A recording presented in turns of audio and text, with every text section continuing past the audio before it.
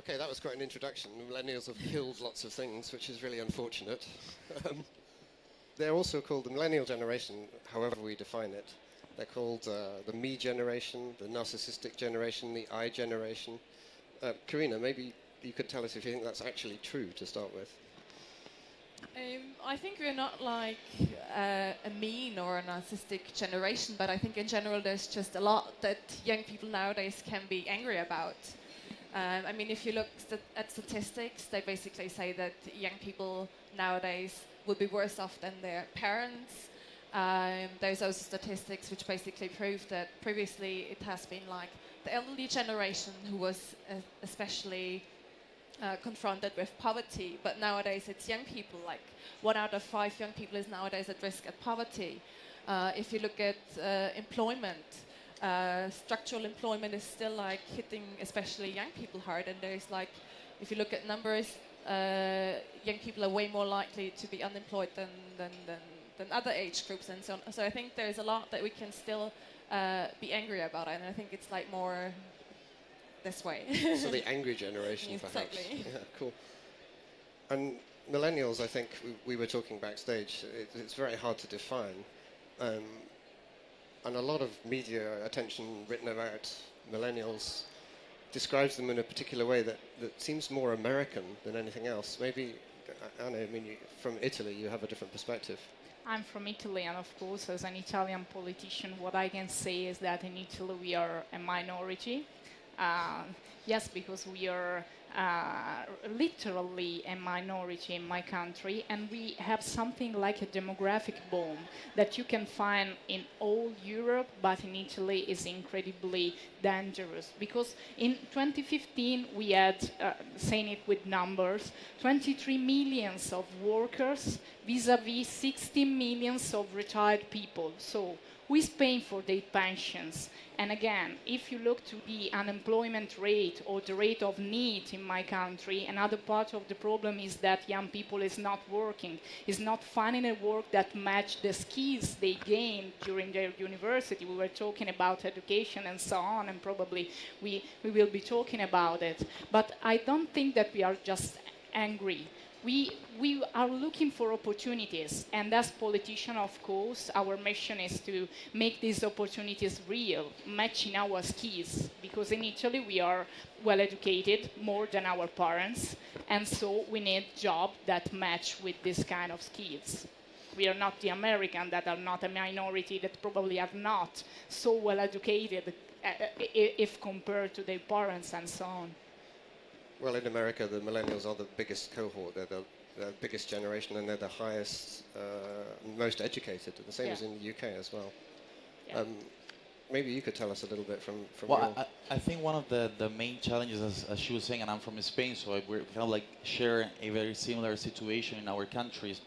One of the main problems that we have is that during the last 10 to 15 years, the workforce of today, the one that has been graduating in the last 5 to 10 years, they've been part of a educational system that we're training them to a world that does not exist anymore. So we have a challenge because, it's as you said, we have to talk about unemployment and the importance of the future of work, but we also have to talk about how we train people that enter an educational system when they're 2, 3, 4, 5 years old, and how is going to look like the world they will find once they graduate from university, if university is 6 by that time. Oh. So it's a big challenge, and I don't think employment is the final of it. We have to get to the root of the problem and see how we can train and educate people differently, because the world has changed a lot in the last years. And I think that's the main problem we have as a generation, that we have been told to do something, to follow concrete paths, to have success and to be successful in this world when the world has changed. So we have a problem.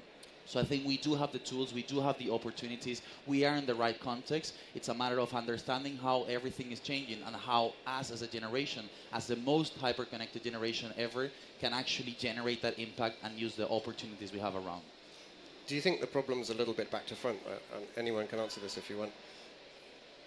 You're talking about education, educating the millennial generation. They were taught a particular way using an educational structure that was designed by baby boomers. Yeah.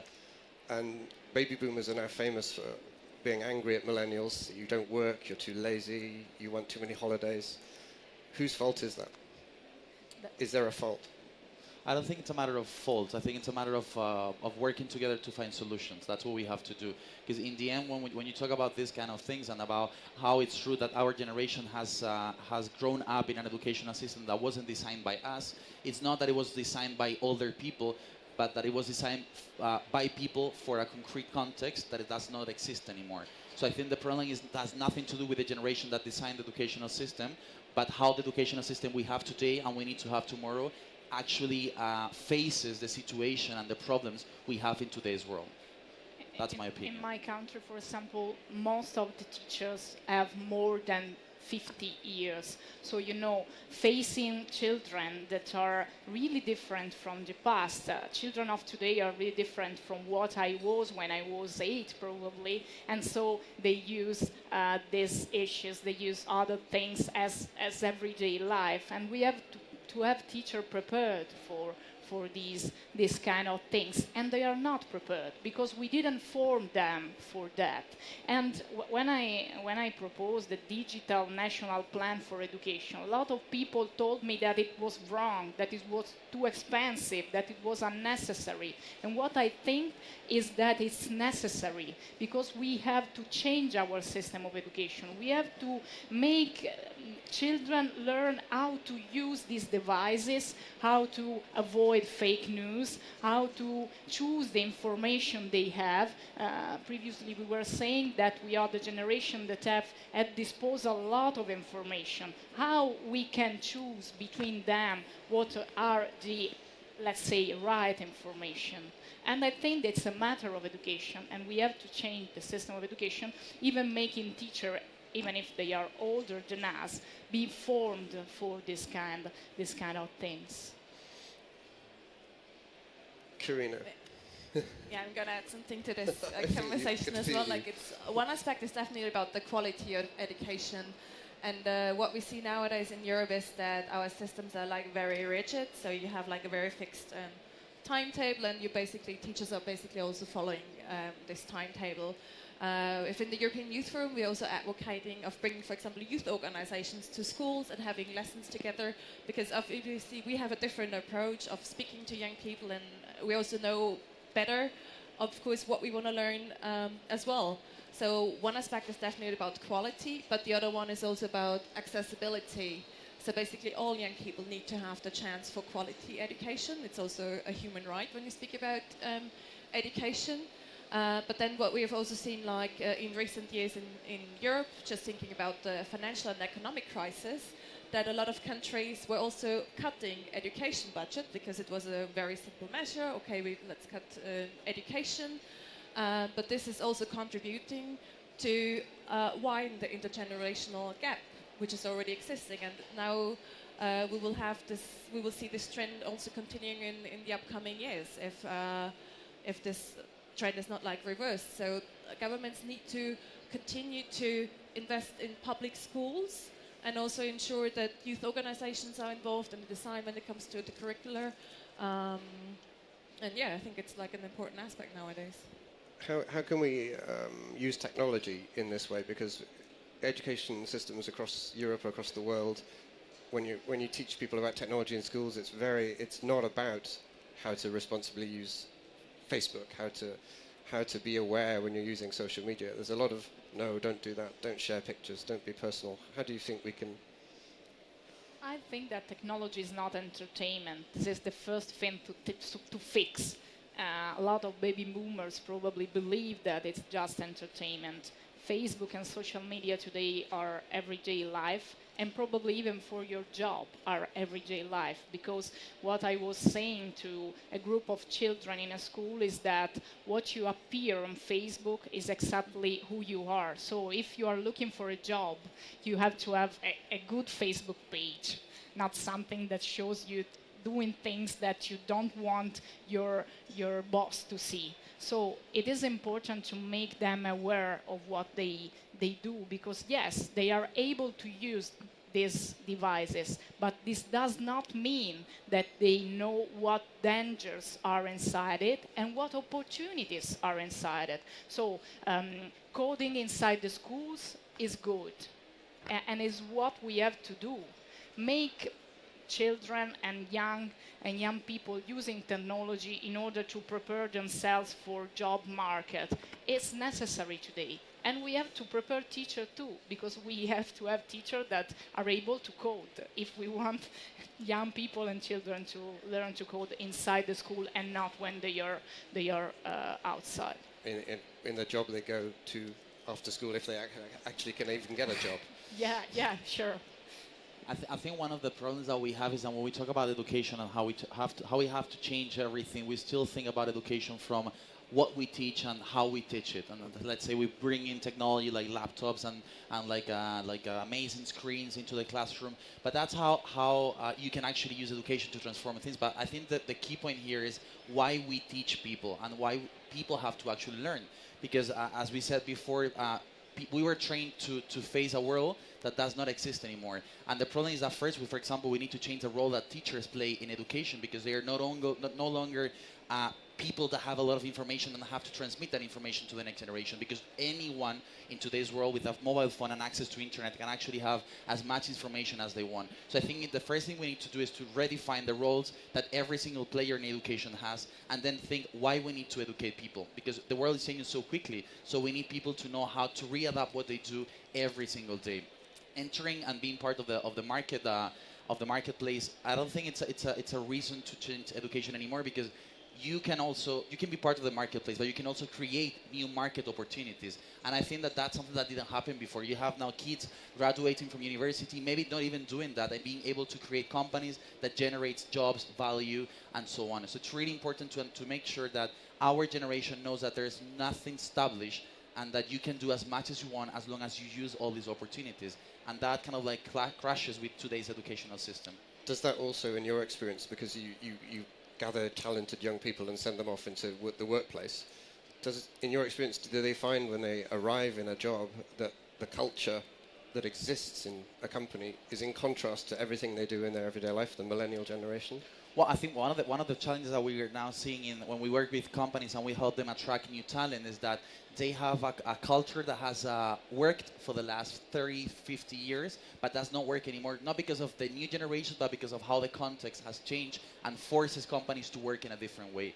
But the most important thing, I think, in this case is that we need to first train new generations with real skills that they can actually apply to real things. Because you might know a lot about many things, but if you don't know how to actually make them work and be useful, it's for nothing.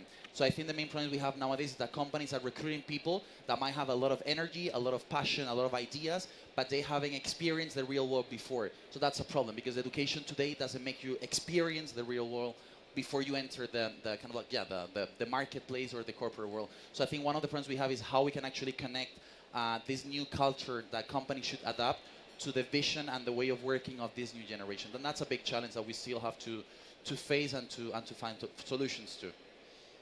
One of the stereotypes of the millennial generation, of which you're all three, is that when you're in the workplace, you want to take more holidays, you want to take longer lunch breaks, you want to be able to use Facebook at your desk, you don't want to work so hard, maybe you don't think so much about a long-term career. Is that a situation where we need to also educate existing companies and institutions to expect a different behavior? I think for young people nowadays, it's very hard to think in a long-time career, because we just don't have these opportunities anymore. These possibilities are basically gone, what we see nowadays. Usually now young people, like when the first time you find a job, you might get a contract for half a year, then you have to find something new. You might have to take up like several jobs at the same time in order to sustain yourself. So there's a lot of issues that our young people nowadays confronted with. But also, if you look at the social protection when it comes nowadays to young people might have, in theory, access to social protection as well like as older age groups. But then if you look in practice, because of our age or because of our living circumstances, we cannot access this social rights or social protection. Now I'm talking, for example, about minimum income. In France, a young person needs to be like 24 years old in order to have access to minimum income. Or there's still like the case of minimum wages. So in a lot of countries, for example in the UK, young people like earn less just because of their age, and it's just regulated by law. So this is like direct discrimination towards young people, and I think there is still a lot that needs to be done, especially when it comes like to accessing social rights, because it's getting more and more precarious for young people nowadays. So governments need to finally and continue investing in healthcare systems. They need to invest in public employment services and so on to really ensure that young people also can access this quality social rights and so on. I think that the elephant in the room is here democracy. So what young people think about democracy. I saw a study that shows that the idea that living in a democracy is essential decreases with the decreasing of the age. Above all, for people born in the 80s, so for our generation, for my generation, I think that the reason for this is that we have not results from politics. And I am a politician, so I have to admit that we are wrong in something, of course. But the point is that we lack in accountability. If you promise something in your electoral campaign and everyone is promising that want to give young people opportunities, opportunity to find jobs and so on, the problem is that politicians should be accountable, but really accountable, not only with words. In Italy, we have this problem that is a big, big problem. But I think that in Europe and in the United States, it's exactly the same. So democracy is another part of the problem, because young people are not participating today because they do not believe that politics can solve their problem. Of course, it's not true for all. I'm 30 and I'm totally involved in politics, and a lot of colleagues that are really young. But on the other hand, I have a lot of people that are not participating anymore or are voting for populist movement. And this is another part of the problem that we have to face, I think. I would like to challenge your argument about young people are not participating. I think this is not true. Also, like if we look at statistics, we participate, but we do it in different forms, like on social media, that's and so on and so forth. But it's indeed an issue like with democracy. If we look at politicians, it's like mainly older people in comparison to younger people are like in positions of power and so on. If we look, for example, at the European Parliament, only 0.5% of all members of the European Parliament are under the age of 30. So there's a lot that needs to be done as well. And I think we can also see, like when there's an election campaign, all the politicians also tend to focus more on pensioners because they're also like a bigger voter target for them, and then like young people are left aside, and obviously this causes a lot of frustrations for us, because then if we do not feel engaged, we also do not feel the necessity, for example, to go and vote. That's why we also see it as crucial to, for example, lower the voting age to 16 to allow more young people to participate. And also we have seen positive examples in Austria, where vote at 16 is now implemented for 10 years, that political parties also were addressing more and more young people because they've seen them also like as a voter target. And if we look at the last elections that we had in Austria now in October, we have seen that young people participated like 79% at the elections, and that's the same amount of the overall population. So that has proven a success as well, and I think more countries need to follow on this as well in Europe. So what we're saying is that politics is actually key to this problem. I'm from the UK, and as you know, a big disaster is about to happen. And the statistics say that in the voting split, the older generation, the baby boomer generation and beyond, were overwhelmingly in favour of leaving the European Union. And the younger generation were overwhelmingly in favour of staying. But the younger generation didn't vote. Numerically, they were outweighed by the older generation, who turned up at the polls in greater numbers. Politically speaking, do you think that it's time to make political changes, like lowering the voting age?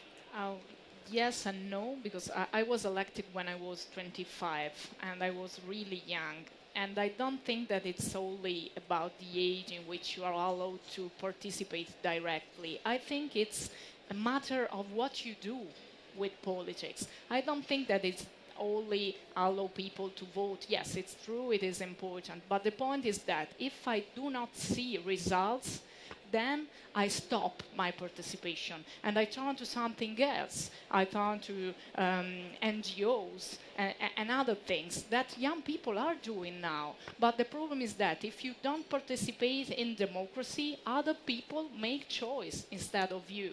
So we have baby boomers that are deciding for our future because we are not voting anymore. And so we have a problem with this kind of issue, and we have to face it as younger politicians above all, of course. Because the system's in favor of keeping itself running. Yeah. Yeah, and in Italy we are a minority again. So in terms of number, it's true what she was saying, that if you want to gain the electoral vote of the majority, probably you look to retired people, to people that are between 60 and 80 in Italy, not to people that are between 18 and 25, because they are a minority. I think when we talk about democracy and how the political system works, I think the main problem we have is that our generation, we've grown kind of like in a world where we can actually have access to everything. We can take decisions like this, and everything goes very quickly. And I understand that when it comes to politics and when it comes to like pushing this generation to be part of this democratical kind of like system, and when we think about making choices that will have an impact in 4 years from now, and that we have to wait a lot to take decisions that we are not part of the process, I think that's where the problem is. It's not in how democracy is, but how democracy works, because we live in a world where everything is so participative, everything is so collaborative, and we are able to do things on a daily basis, and things change so quickly. I think the problem is that we as a generation, we don't see that in the traditional system of ruling democracy, we can actually add value. And that's one of the things, like, for example, we have a problem in the UK. People were not voting because they didn't see value in doing that thing. So the more we can actually change the way democracy works, and the more we can make people, especially young people, because they're all the time taking decisions and making decisions online, the more we can involve this new generation through technology to be part of democracy, I think the more we'll be part of it. But the problem we have is that how can we make sexy democracy to young people by making it way more participative between the system and this new generation? That's what I think. That's, in my opinion, that's where the problem is. How we make people that are taking decisions every day, every second through their mobile phones be part of a system that takes decisions every 4 years in a sense. That's what are the challenges, in my opinion. Do we think that this might be an issue of culture clash between a younger generation and a generation in power? Because the younger generation is statistically overwhelmingly in favor of a more liberal social attitude to life, legalizing drugs, same-sex marriage, and the establishment power structures really have a different idea about how the world should work. Well, I think when we talk about generations, and we think that maybe that, for example, millennials or Gen Z, we want to work more flexibly or in a more collaborative way, open innovation, like very cool spaces, as you said before, like ping pong table and these kind of things. I don't think that has to do with millennials. It has to do with the context in which we all work. Like, I think if you ask someone that is 30, 40, 50, 60, if they want to work in an open space, they will all tell you yes, because that's a really cool way of working, and that's the way it should be. But the problem is that we are trying to, as the theme of this panel says, we're trying to pit one generation against the other one, and that's where the problem is. It's not how one is better than the other one. We are different because the context in which we were born is different. But it's true that the context in which we all live today, we all share it. So we all have to be part of it, even if you're 20, 25, or 85. And that's where the challenge is, how we can actually kind of like mix and combine generations with very different perspectives and visions to actually work together towards this new world in a whole perspective. That's a very strong argument.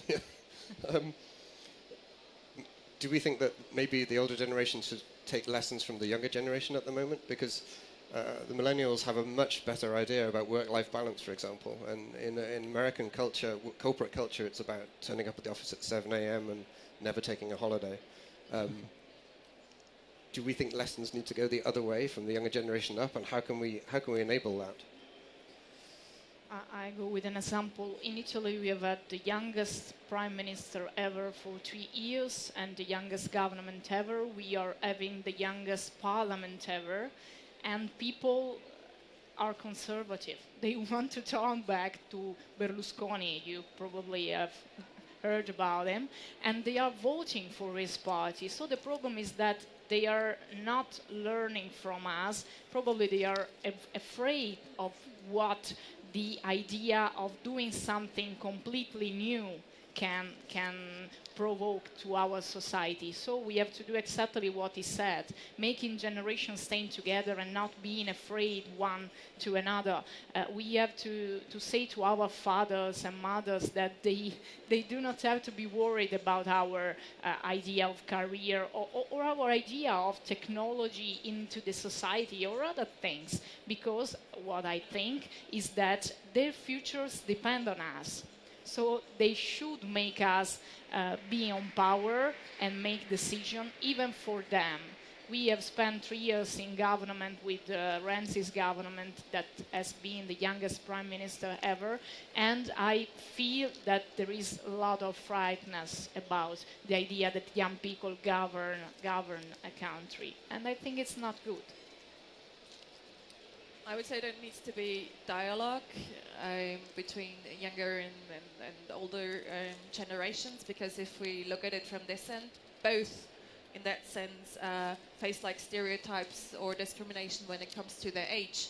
And I think if we also joining forces, we can also combat together this stereotypes and this discrimination that we are currently facing. So this needs to be the way forward, but it's also a learning process. So I mean, of course, we learn from older generations. We see, what issues where they were maybe failing, what went good, what did not went well, and so on.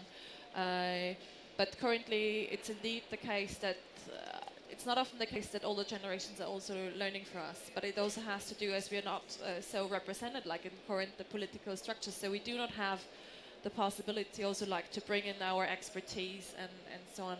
So there's we need an overall change on this, I would say.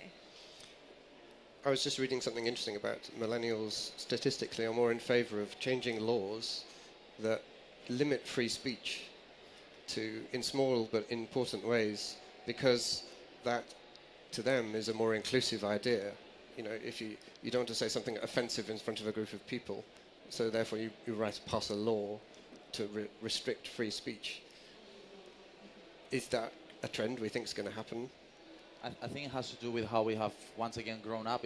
We were born with a mobile phone, and everything we wanted to say, we had the chance to do it. So that's why I think when we talk about freedom of speech and how we're able to say things differently, to say things without limits, that has a good side and also has a bad side, because in some cases, if you're not, I wouldn't say well educated, but if you don't know the impact of what you might do, the impact they might have, you might have problems. And the thing that we have nowadays is that when you give someone, it doesn't matter the age, when you give someone technology, they have the power to do the impossible sometimes. So it's really important to train people not only in soft skills, in how to use technology, but also in the new kind of ethical code that we all need to share in this world, because the world has changed so quickly once again, and we need to kind of adapt and as you said before, create new values and new rights and new responsibilities in this new kind of arena. And that's a big challenge, because once again, those who probably have the role of defining this new framework